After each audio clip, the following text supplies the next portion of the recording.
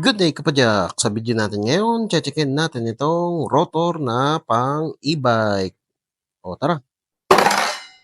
Kung bago ka lang sa channel ko, huwag kalimutan mag-subscribe at i-click yung bell icon para notified ka sa mga future videos ko. Di ba like na rin? So, meron na naman tayong kalokohan na nabili sa Shopee. So ito guys ay rotor na pang e-bike. So naka-design to pang e-bike. So syempre ilalagay ko sa description below yung Shopee link kung saan ko siya nabili. Alright. So, ang pinagkaiba nito sa ordinaryong rotor, ito meron tayong ordinaryong rotor na 203 din. Ang kapal ng rotor na yan ay 1.8 millimeter.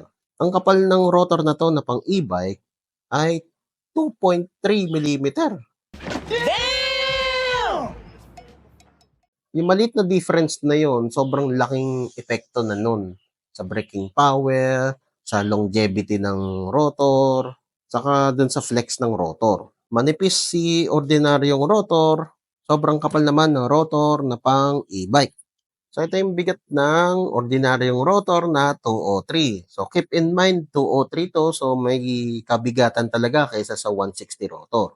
Ang sukat niya guys ay 165 grams. Alright. Ito kayang rotor na to. Kahit nga hindi ko natimbangin sobrang bigat na niya.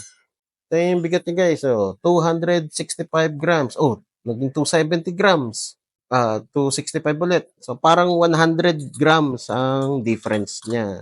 Tapos ang problema pa sa mga ganitong rotor na ordinary, flexible siya. Yan, i-flex natin to. Ayan, nakikita nyo, umaarko na siya. I-flex na siya. Yan, straight siya, tapos, yan, umaarko na. Pero dito sa pang e-bike na rotor, hindi na flex. Tigas, grabe. So in theory, hindi to basta-basta mawawala sa alignment o yung hindi siya basta-basta gigewang. O tara, ikabit na natin sa bike. Tignan natin kung ano magiging itsura at anong magiging performance niya.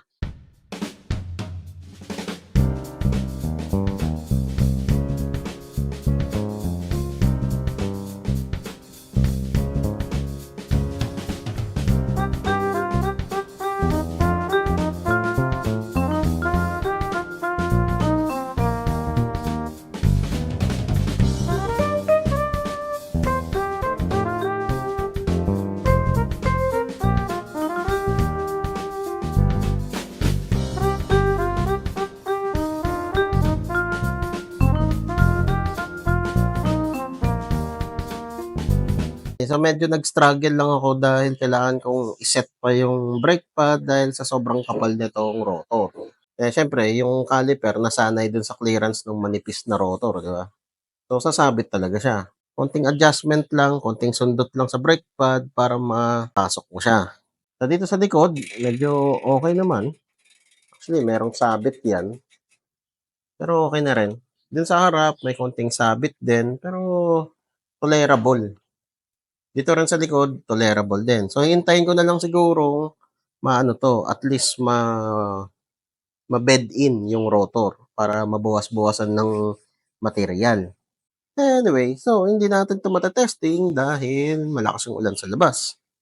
Pero masasabi ko sa inyo guys, sa pakiramdam ng lever, malakas siya. Pagdating pala sa lever, kailangan mo i-adjust yung brake lever reach. Kasi kapag hindi, masyadong matigas. So, ang gagawin mo, ilalapit mo yung brake lever papunta sa grip para lumambot yung piga niya. So, etong mga rotor na to, pang ano lang talaga yan, pang mabigat na setup, pang mabigat na bisikleta lang.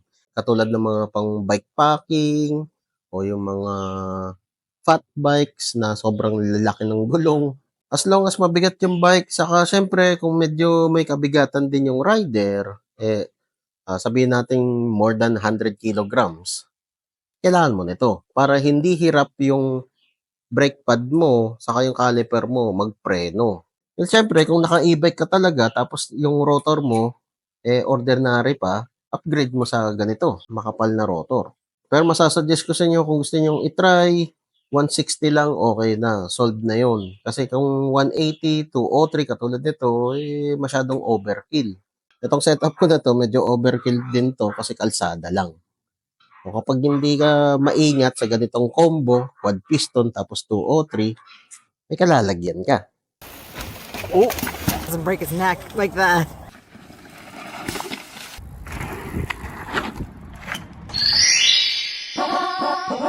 Let's go! So yun guys, ang rotor na pang e-bike. So kung nagustuhan mo itong video na to, leave a like. O kung may katanungan ka pa, kung may gusto kang idagdag, comment down below lang.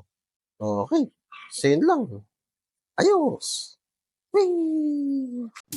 O kapadyak, kung na-enjoy mo itong mga video ko, leave a like at i-share mo na rin sa mga tropa pips mo. Makakatulong ito sa channel. Kung gusto mo pa manood ng ibang video, eto, meron pa tayo. Hindi tayo nauubusan. Ayan, katulad nito, saka ito. Oh, load ka na.